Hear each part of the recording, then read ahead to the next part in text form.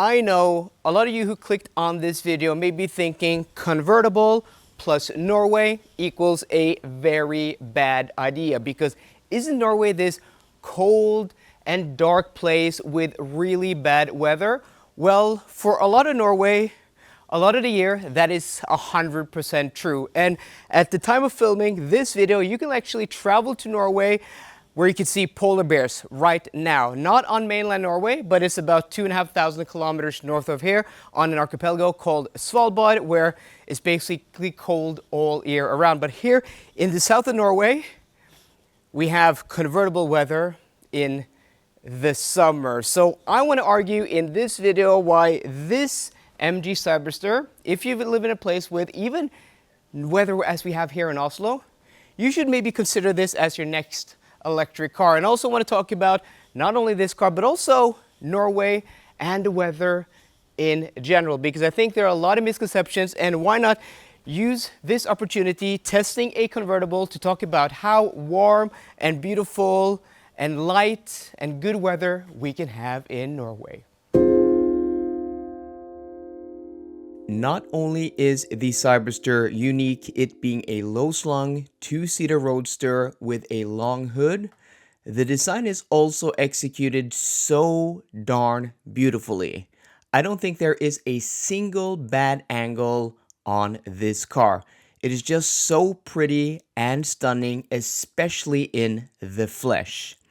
In my week of testing, I have gotten so many compliments from people both young and old, so this seems to be a car the public really loves. And I don't think there is a single bad thing to say about the way this Cyberster looks.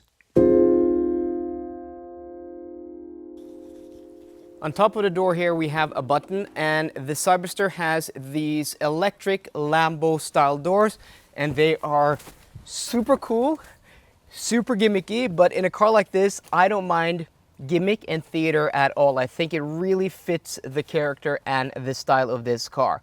Also, you have a button here, press that once and then you can lower the door. You can also do that on a passenger door, which is open because of filming.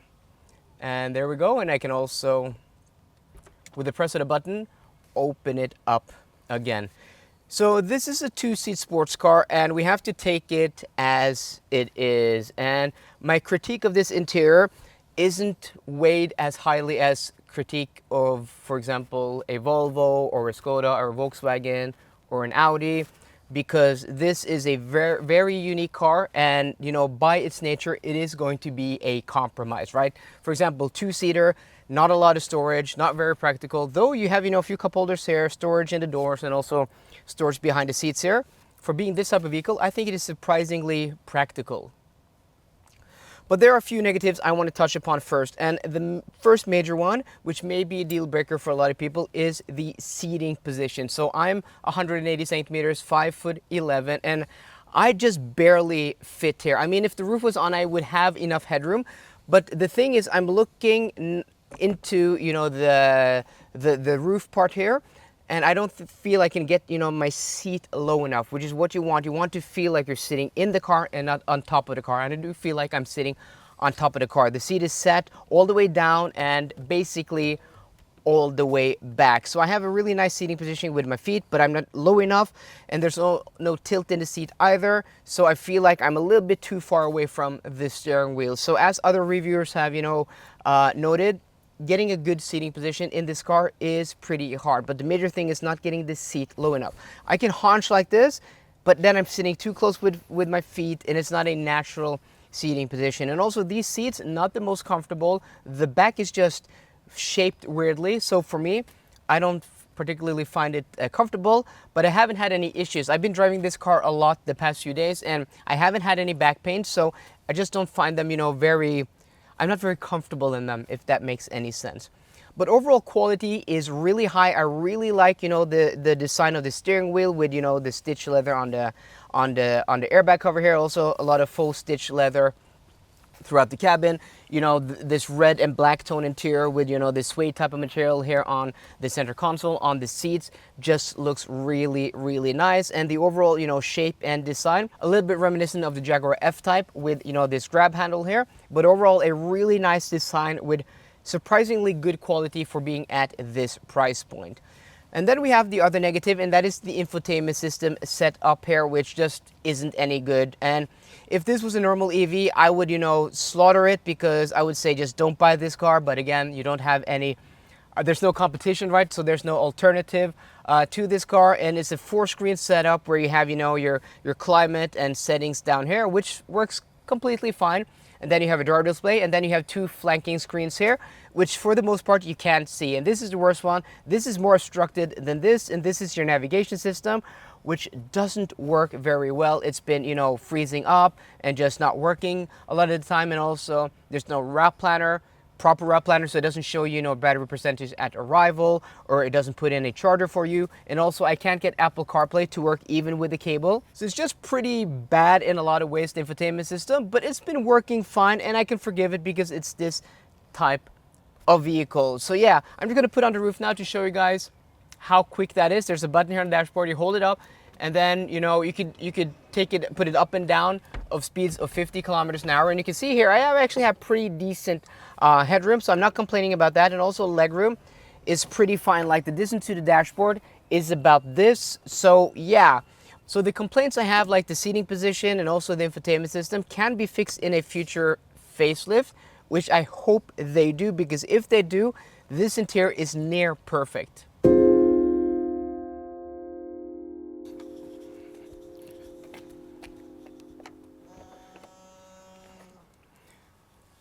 The MG has one of these keys, which actually has physical buttons and no proximity sensor. So that means you have to actually press the button when you walk up to the car, which I don't mind at all. And that also means when you leave the car and you don't lock the car, it actually doesn't just turn off the ignition. So here in the driver seat, you also have, you know, because this car is sold in Europe after June 2024, you have the mandatory speed limit warning, and also lane keep assist to turn off. But the thing is, if I now put my foot on the brake pedal, the car powers on, and I have to again turn off lane keep assist, which is just really weird. So you have this gear selector here, park, and then no, drive, park, R, and D. Not my favorite shifter, but it does work fine. It takes up too much real estate. I would like a shifter down here or up here, like with a Porsche. And then, you know, just a full screen here with, instead of these flanking screens. So this car does have full 1-pillar drive. So if you go up to throttle, it comes to a complete stop. And I actually think the calibration of it is very smooth and very natural. Let's put up the windows for this driving portion, because if the windows are open, we'll have a lot of, you know, wind and buffeting, which is nice when you're not filming and driving at low speeds. But if you put up the windows, it's actually really nice in here. You're not gonna have a lot of wind. You can drive up to speeds, I don't know, probably 50, 60, 70 kilometers an hour and still being able to have a normal conversation. So this car, surprisingly, is set up quite softly. I've been driving this a lot on the streets of Oslo the past few days in the city, where we have, you know, a lot of broken pavement, a lot of cobblestone covered streets, a lot of tram lines. And this car is just unfazed. On 21-inch wheels, this is one of the most comfortable, softly set up cars I have tested in a long time. But also, once you get going on a twisty road, it's not roly-poly, it's actually very composed. It's actually very, very impressive to drive. The steering is not only by a good margin the best steering feel and setup in any Chinese car I have ever driven. It is so much better than anything else from China, but it is also one of the best setup steerings in any electric car in recent history as the sun pops out. It is beautifully weighted. I mean, it almost feels like hydraulic power steering in the way it weights up. It is lacking feedback from the road surface. If you really push it, you're not going to get a lot of feedback. Then you can feel, you know, it is quite over boosted. But normal driving, it just feels so natural. On center, it is light, it is precise, going fast. Small corrections are done so easily. And also off center, it's just beautiful. It's one of the best steerings in any electric car, period. So a plus MG for being able to do that. So my only issue with the way this drives, there's one thing, it's the throttle calibration. And this is the thing with old Chinese cars where on paper it has a lot of power, it has a quick acceleration, but it's just not very responsive. It feels very weird and strange, and this is the same way, where it has 500 plus horsepower, but it doesn't feel that way. It does 0 to 100 kilometers an hour in 3.2 seconds, but it doesn't feel that way. So here I'm going to argue that German horsepower does feel better and more immediate. On this stretch of road where we test all cars, this car copes beautifully. There's one motion and the car settles. There's one motion and the car settles, because here the road gets progressively worse and badly set up cars will get caught out. But I don't only test on this. This is only where I talk about in videos. Here we have a speed bump, and if I go a little bit faster than I should over the speed bump, you can see that we get this really big bounce motion on the rear axle. So this car below 50, 60 kilometers an hour, beautifully dampened, beautifully controlled, really nicely set up. But on faster roads, if there's a bump, it's just too soft. There, 50 kilometers an hour, no problem at all. If we're going 60 or 70, it would just bounce. So in my opinion, this needs stiffer dampers in the rear. If it has stiffer dampers or was just tuned better in the rear, it would be a really good driving car overall. But it's let down by that soft rear end where it just goes bouncy. And you can especially feel that going fast on twisty roads and also going on a motorway where it just bounces like that. Kind of like a Tesla Model 3, but worse in my opinion. So really nice car to drive, you know, beautifully set up for cruising. And surprisingly sharp in the steering and in the driving dynamics, except for that rear end, which lets it down. So here in Oslo, in southeastern Norway, we have around 95 days out of the year, statistically, where temperatures are above 20 degrees Celsius, which is what we would call summer here in Norway. Of course, if you live, I don't know, in the Arabian desert, you would probably think that is very cold. It all depends on where you are from and where you live and what you're used to. But here in Scandinavia, in Northern Europe, 20 degrees Celsius is considered warm and pleasant and nice weather where you can walk outside without necessarily layering, right? You can walk out with a t-shirt, a pair of shorts, maybe a sweater or pants, depending on your body type, what you prefer. But you can walk outside without wearing a jacket and you can be comfortable without freezing. And for me, that is convertible weather. So here in Oslo, you could statistically use this car with the top down 3 months out of the year. If you push that limit down to 15 degrees Celsius, which is pushing it, but it's still comfortable to be outside when it's 15 degrees Celsius, we have almost 6 months out of the year with temperatures above 15 degrees Celsius or 14, 15 degrees Celsius, which may surprise a lot of you people, because a lot of you may think that, you know, Norway is very cold, and a lot of parts of Norway is very cold, and here in the winter it is very cold. I'm from Western Norway, where temperatures barely go below 0 degrees Celsius in the year, even in the winter. But here you can, you know, have temperatures -5, -10, -15. It can get really cold here for a lot of the year, but the summers are pretty pleasant. So far this year, 2025, and at the time of filming, it is the 15th of August, we've had 65 days above 20 degrees Celsius so far this year. And we still have half of August to go. We still have, you know, September, which can be really nice, and also half of October. We can have temperatures above 20 degrees till the end of October. I've experienced that many times here in Oslo. So we have still a lot of ways to go.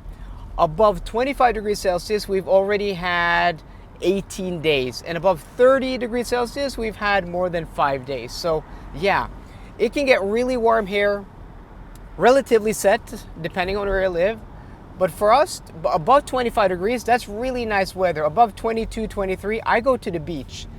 And I could just spend a day at the beach, go swimming, and in the water is usually pretty darn nice because, so when we had like around 30 degrees Celsius, the water was like 27 degrees Celsius because Oslo is at the end of the Oslo fjord, and around here the beaches are, you know, in very shallow bays.